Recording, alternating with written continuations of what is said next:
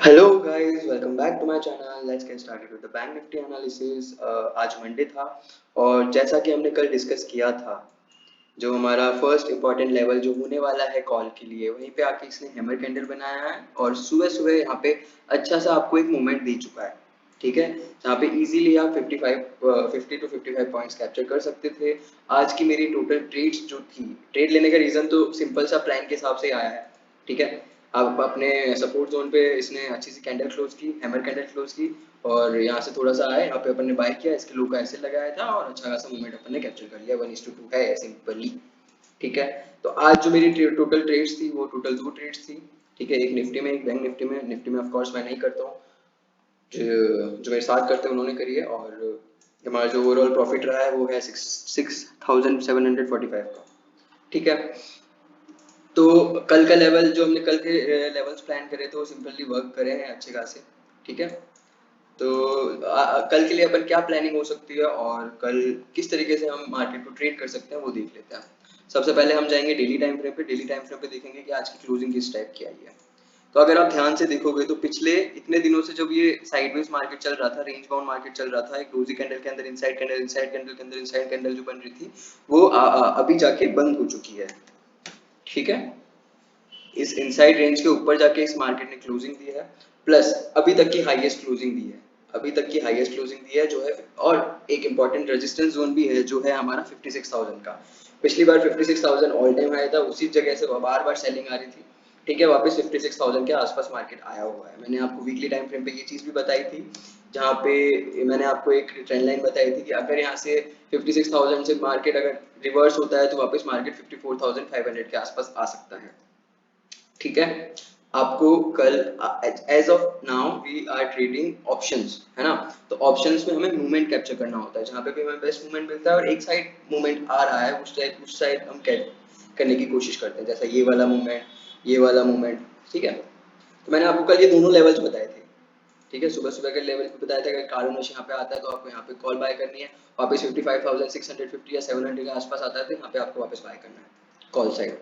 ठीक है, तो कल के लिए हमारे पास क्या इंपॉर्टेंस लेवल रहने वाले हैं और हम कल किस तरीके से ट्रेड कर सकते हैं वो डिस्कस कर लेते हैं।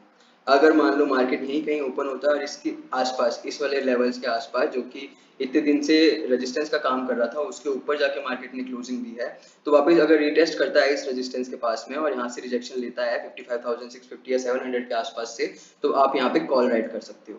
ठीक है, पहला लेवल तो ये हो गया 55,700 का, जो कि रेजिस्टेंस था, वो अब सपोर्ट बनने का काम कर सकता है। अगर ये मार्केट यहाँ से बाय सॉरी ब्रेक करता है 55,000 यहाँ, और यहाँ पे आपको एक अपॉर्चुनिटी मिलती है, तो मेरे ख्याल से जो ये वाला लो है ना, ये वाला लो ब्रेक करने के बाद ही आप पुट साइड का सोचना 55,700 के नीचे। ठीक है, एक फ्लो में आएगा तो आपको जाने देना है, जब तक कि यहाँ पे रिटेस्ट ना करे इसे ब्रेक करके, या फिर यहाँ पे आपको अच्छा सा रिजेक्शन ना मिले या पैटर्न ना मिले, तो आपको यहाँ पे पुट साइड की ट्रेड नहीं लेनी है।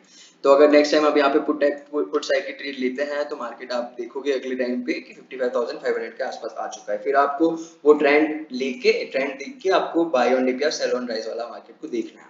ठीक है, बहुत कम चांसेस में, जैसे यहाँ पे आया रिवर्स कर गया, अच्छी खासी रेंज भी बनाई है तो यहाँ पे रिवर्स कर गया, बट आज पूरा मार्केट बाय ऑन डिप्स का ही था।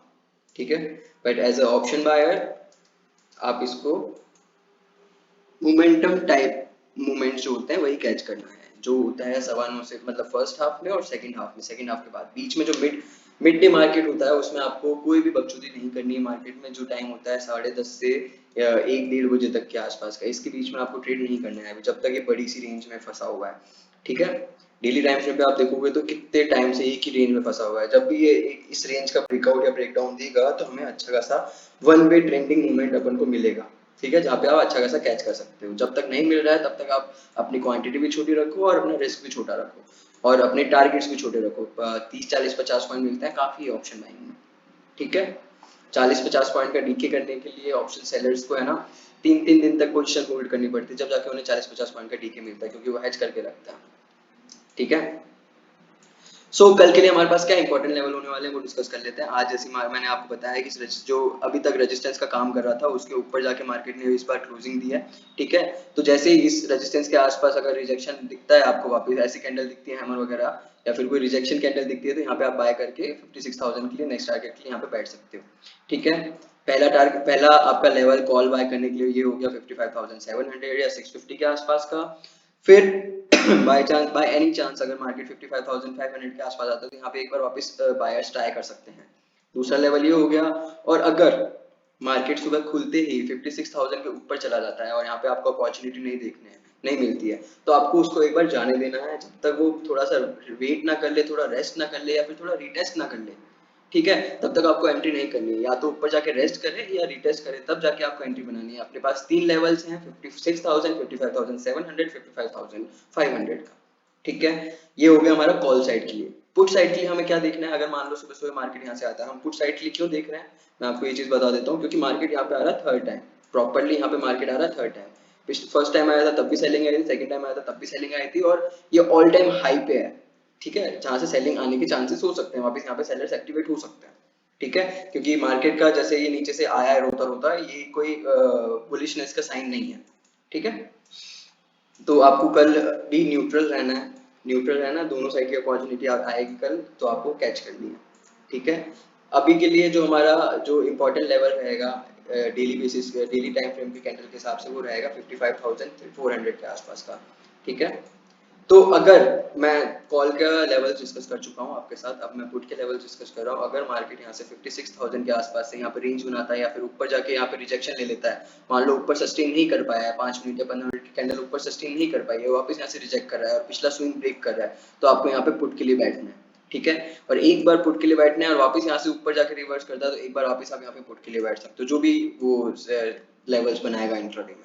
ठीक है, उसके बाद अगर सुबह सुबह मार्केट यहीं पे आके 55,700 का लेवल अगर नीचे ब्रेक करता है तो वापस रिटेस्ट करेगा, तो यहाँ पे आपको पुट के लिए देखना है। और अगर 55,500 ब्रेक करता है नीचे की साइड, तो वापस आप यहाँ पे 55,000 के आसपास मार्केट आपको दिख सकता है। ठीक है, कल का इंपॉर्टेंट डे है, देखते हैं कल डिसाइडिंग होगा कि कल अगर ऊपर की साइड क्लोज करेगा या नीचे की साइड क्लोज करेगा मार्केट। और अभी तक साइडवेज में है, भले इसने क्लोजिंग अच्छी दी है, पर मार्केट अभी जो है रेंज में ही है। जब तक क्लियर क्लोजिंग नहीं देगा तब तक हम इसको प्रॉपर वो नहीं मानेंगे, प्रॉपर ट्रेंडिंग नहीं मानेंगे, प्रॉपर बुलिश नहीं मानेंगे, या फिर प्रॉपर बियरिश नहीं मानेंगे। Okay, that is it guys, thank you for following and watching.